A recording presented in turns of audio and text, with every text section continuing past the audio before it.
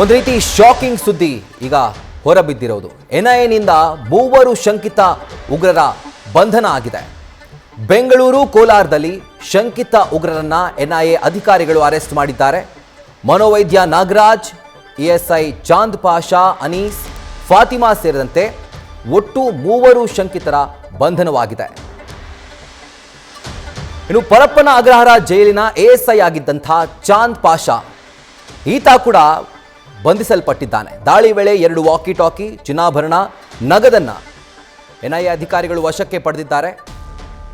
ಜೈಲಲ್ಲಿ ಎಲ್ಇಟಿ ಉಗ್ರನಿಗೆ ಈತ ಸಪ್ಲೈ ಮಾಡ್ತಾ ಇದ್ದ ಮೊಬೈಲ್ಗಳನ್ನ ಹಾಗೂ ಬೇಕಾದಂಥ ಎಲ್ಲ ವ್ಯವಸ್ಥೆಗಳನ್ನ, ಜೊತೆಗೆ ಹಣಕಾಸಿನ ವ್ಯವಸ್ಥೆ ಕೂಡ ಈತ ಮಾಡ್ತಾ ಇದ್ದಂತೆ. ಜೈಲಿನ ಎಎಸ್ಐ ಆಗಿದ್ಕೊಂಡು ಎಲ್ಇಟಿ ಉಗ್ರರೊಂದಿಗೆ ನಂಟನ್ನ ಹೊಂದಿದ್ದು, ಜೊತೆಗೆ ಅವ್ರಿಗೆ ಬೇಕಾಗಿರುವಂಥ ಎಲ್ಲ ವ್ಯವಸ್ಥೆಗಳನ್ನು ಕೂಡ ಈತ ಸರ್ಕಾರಿ ಅಧಿಕಾರಿಯಾಗಿದ್ಕೊಂಡು ಮಾಡ್ತಿದ್ದ.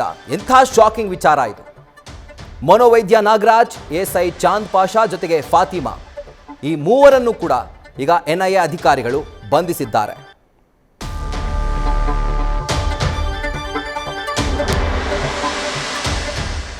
ಇನ್ನು ಬೆಂಗಳೂರಿನಲ್ಲಿ 2008ರಲ್ಲಿ ನಡೆದಂಥ ಸೀರಿಯಲ್ ಬಾಂಬ್ ಸ್ಫೋಟದ ರೂವಾರಿ ಟಿ ನಸೀರ್, ಈತನಿಗೆ ಜೈಲಲ್ಲಿ ಹಣ ಹಾಗೂ ಹೊರಗಿನ ಮಾಹಿತಿಯನ್ನ ಈ ಆರೋಪಿಗಳು ನೀಡ್ತಾ ಇದ್ರು ಅನ್ನುವಂಥ ಮಾಹಿತಿ ಈಗ ಲಭ್ಯವಾಗ್ತಾ ಇದೆ. ಡೀಟೇಲ್ಸ್ ಅನ್ನು ಕೊಡ್ತಾರೆ ನಮ್ಮ ಪ್ರತಿನಿಧಿ ಚಂದ್ರಶೇಖರ್. ಜೈಲಿನ ಅಧಿಕಾರಿಯಾಗಿದ್ಕೊಂಡೆ ಈ ರೀತಿಯಾಗಿ ಟೆರರಿಸ್ಟ್ಗಳಿಗೆ ಹೆಲ್ಪ್ ಮಾಡ್ತಿರೋದು ಒಂದು ಕಡೆ ಆದರೆ, ಮನೋವೈದ್ಯರೊಬ್ರು, ಇನ್ನೊಬ್ರು ಮಹಿಳೆ, ಯಾವ ರೀತಿಗೆ, ಯಾವ ಮಟ್ಟಕ್ಕೆ ಒಂದು ರ್ಯಾಕೆಟ್ ಹರಡ್ಕೊಂಡಿದೆ ಅಂತ, ಹಾಗೂ ಯಾವ ಡೌಟ್ ಮೇಲೆ ಎನ್ಐಎ ಅಧಿಕಾರಿಗಳು ಇವ್ರನ್ನ ಅರೆಸ್ಟ್ ಮಾಡಿದ್ದಾರೆ, ಡೀಟೇಲ್ಸ್ ಲಭ್ಯವಾಗ್ತಿದ್ಯಾ?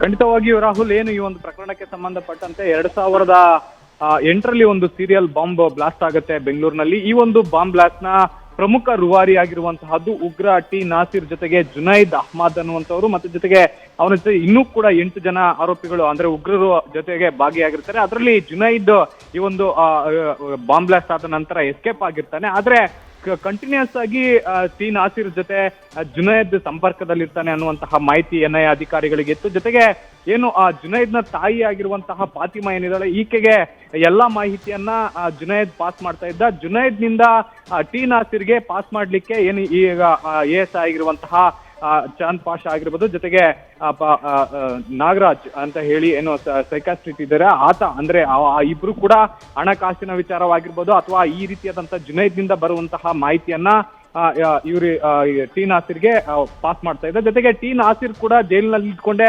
ಸಾಕಷ್ಟು ಅಲ್ಲಿದ್ದಂತಹ ಕೈದಿಗಳನ್ನೇ ಉಗ್ರ ಚಟುವಟಿಕೆಗಳಿಗೆ ಸೆಳೀತಾ ಇದ್ದ ಅನ್ನುವಂತಹ ನಿಟ್ಟಿನಲ್ಲಿ ಕಳೆದ ಏನು 2022ರಲ್ಲೂ ಕೂಡ ಜೈಲಿನಲ್ಲಿ ನ್ಯಾಯಾಧಿಕಾರಿಗಳು ಕೂಡ ದಾಳಿ ಮಾಡಿ, ಆ ವೇಳೆಯಲ್ಲೂ ಕೂಡ ಸುಮಾರು 17 ಕಡೆ ಎನ್ಐಎ ಅಧಿಕಾರಿಗಳು ದಾಳಿ ಮಾಡಿದ್ರು. ಈ ವೇಳೆಯಲ್ಲೂ ಕೂಡ ಸಾಕಷ್ಟು ಅಂದ್ರೆ ಬೆಂಗಳೂರಿನ ಆರ್ಟಿ ನಗರ ಆಗಿರ್ಬೋದು, ಮತ್ತೆ ತಣಿಸಂದ್ರ ಬಳಿ ಇರುವಂತಹ ಒಂದು ಸಾರೈಪಾಳ್ಯ ಆಗಿರ್ಬೋದು, ಈ ಒಂದು ಪ್ರದೇಶಗಳಲ್ಲಿ ದಾಳಿ ಮಾಡಿ ಸುಮಾರು ಅಂದ್ರೆ 7 ಜೀವಂತವಾಗಿರುವಂತಹ ಗ್ರೆನೇಡ್ಗಳು ಜೊತೆಗೆ ನಾಡ ಪಿಸ್ತೂಲ್ಗಳನ್ನು ಕೂಡ ವಶಕ್ಕೆ ಪಡೆದಿದ್ದಂತ ಎನ್ಐಎ ಅಧಿಕಾರಿಗಳು. ಅದಾದ ನಂತರ ಈಗ ಸದ್ಯಕ್ಕೆ ಆ ಒಂದು ಪ್ರಕರಣಕ್ಕೆ ಸಂಬಂಧಪಟ್ಟಂತೆ ಮತ್ತೆ ಎನ್ಐಎ ಅಧಿಕಾರಿಗಳು ದಾಳಿ ಮಾಡಿರುವಂತದ್ದು, ಅಥವಾ ಬೆಂಗಳೂರು ಸೇರಿ 5 ಕಡೆ, ಈಗಾಗಲೇ ಕೋಲಾರ ಮತ್ತೆ ಬೆಂಗಳೂರಲ್ಲಿ 5 ಕಡೆ ದಾಳಿ ಮಾಡಿದಂತಹ ಎನ್ಐಎ ಅಧಿಕಾರಿಗಳಿಗೆ 2 ವಾಕಿ ಟಾಕಿ ಸೇರಿದಂತೆ ಕೆಲವೊಂದು ನಗದು ಮತ್ತೆ ಚಿನ್ನಾಭರಣ ಜೊತೆಗೆ ಎಕ್ಸ್ಪ್ಲೋಸಿವ್ ಕೂಡ ಸಿಕ್ಕಿದೆ, ಅಂದ್ರೆ ಸ್ಫೋಟಕಗಳು ಕೂಡ ಸಿಕ್ಕಿದೆ ಅನ್ನುವಂತಹ ಮಾಹಿತಿಯನ್ನ ಸದ್ಯಕ್ಕೆ ಎನ್ಐಎ ಅಧಿಕಾರಿಗಳು ತಿಳಿಸಿರುವಂತಹದ್ದು. ರಾಹುಲ್.